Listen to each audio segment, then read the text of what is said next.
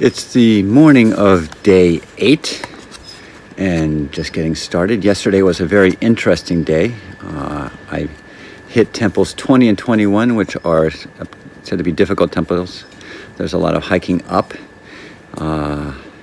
It was tough hiking up. The part that made it the most difficult is actually they terrace it all into stairs, but they're uneven stairs, so you can't get a good rhythm going up. It wasn't one step or one step with sort of a space for 2 feet. They were uneven, and constantly having to adjust yourself made it really tiring. In fact, if you're thinking of doing the Ohenro, I think the best training you can do is actually a stair mill, not the up-down stair machine, but the one that is kind of like a never-ending escalator. There are lots and lots of stairs, even mountain climbing. It wasn't just a hike up in which you could sort of set the rhythm of your feet. It was an uneven staircase for several miles up, about 400 meters. I then powered down and was going to the next place where I was going to stay, which was Temple 23. I misunderstood exactly where my inn was. I thought it was closer to 23. I showed up at Temple 23, Byodoji, where I am now, and you can see in the background, right there, I think, and found out that the inn I was staying at was far away. They were actually booked with some sort of Buddhist college group or something. They were giving me a place to stay, but they didn't really want to serve me any food because they were busy with this large group. So they actually asked if I could find a place to stay here. The people at the book signing office here called them up, and so the people here found me a place nearby. They said they can put me up. Apparently there's no food, and there just happened to be a guy here who I had seen earlier in the day. I was going up the mountain, he was coming down, and we waved to each other. A very interesting character. He is doing the pilgrimage. This was his first time, but he basically is just going to come once a month in his car. He has an old Honda little wagon that he says he bought for about $1,000. He sleeps in the back of it, which makes sense, except the only thing that didn't make sense to me is he's sleeping on cardboard and bubble wrap. If I was going to sleep in the back of my car, I might just go buy a tenting futon or take a futon I had instead of bubble wrap and cardboard. But he was that kind of character. Because I didn't expect to get food, we went to Lawson's. That was a couple miles away, and he willingly drove me there. He was very, very nice, though we got lost because the map we were provided was meant for pilgrims to sort of get from point A to B and didn't give the details of places that weren't listed, and the guest house I was staying at wasn't listed. The guest house I stayed at was amazing. It was this tiny little eclectic, what would you say? Let me think of the word. It was a tiny little eclectic general store that serves kind of as a cafe in the day and as a bar at night with a bunch of friends. It actually reminded me of a Saturday after Hoshuko party at our house with just a bunch of people milling about and chatting. They provided me with food and conversation all night. I didn't expect to get food, but they made their own venison sausage, and part of the group spends Sunday smoking food. So they smoke cheese, and they smoke sausage, and they smoke chikwa. The smoked chikwa was amazing. And they filled me to the brim. So all the food I bought at Lawson's, like pizza man, I didn't actually need. I ate the katsu bento I bought for breakfast, and I'm carrying the pizza man with me, but I'm imagining I might not eat it because a day-old cold it might just be too nasty. I was supposed to rain yesterday, but it didn't rain till the afternoon, so I lucked out there. So all along, it was kind of a lucky, adventurous day in that I didn't get rained on, just a light drizzle in the afternoon, and I inadvertently went to the wrong spot, but found a spot and a kind soul to take me. One thing to people doing the pilgrimage, try to get in, and if you book an inn, go and pay. And if you can't make it there, go and pay, because they're making food for you and they lose out if you don't show up.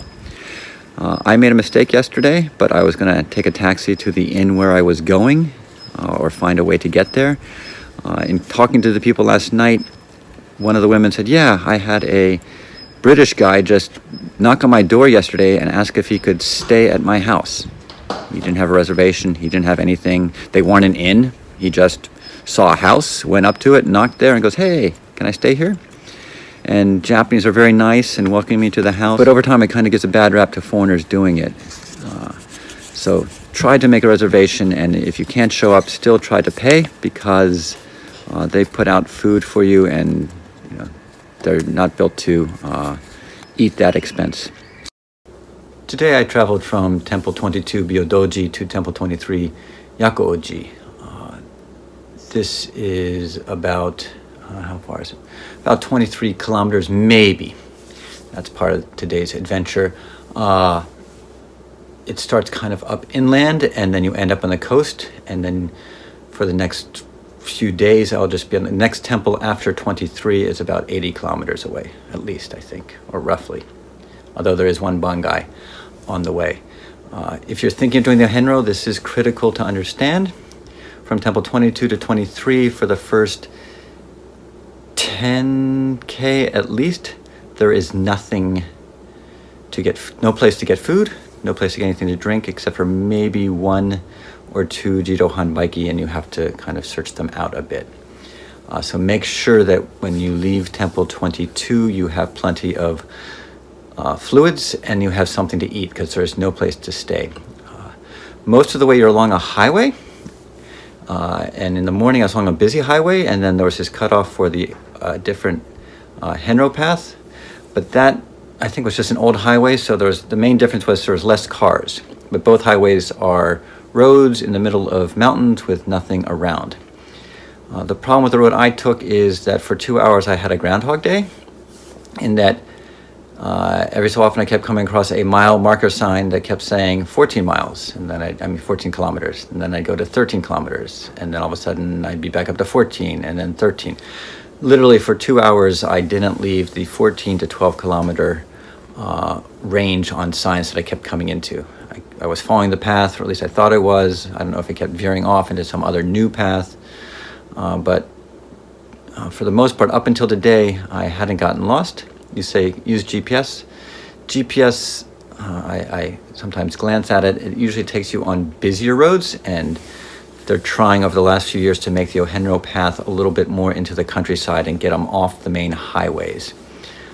So today I avoided like 3 really long tunnels by going on this older road, but I might have added a whole bunch of kilometers onto my trip because of that. Currently I'm staying in this inn, a yado, that was built in 1909, so that makes this 109 years old. Single pane glass windows, and then wooden shutters that were just shut a little while ago. I'm the only one here now.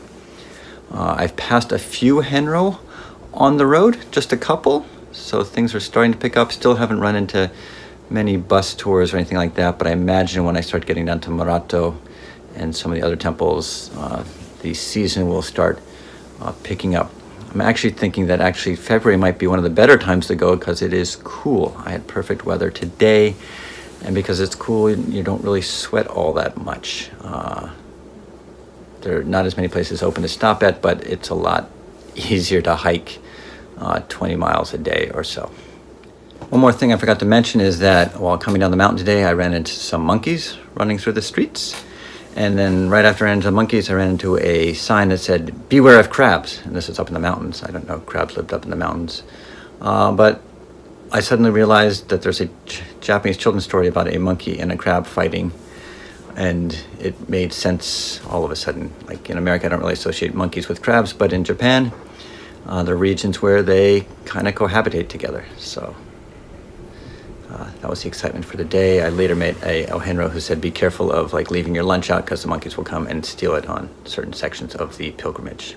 So we'll see what happens down the road. Tomorrow begins the long slug through Kochi, and I'll try to explain what makes Kochi so difficult at another point.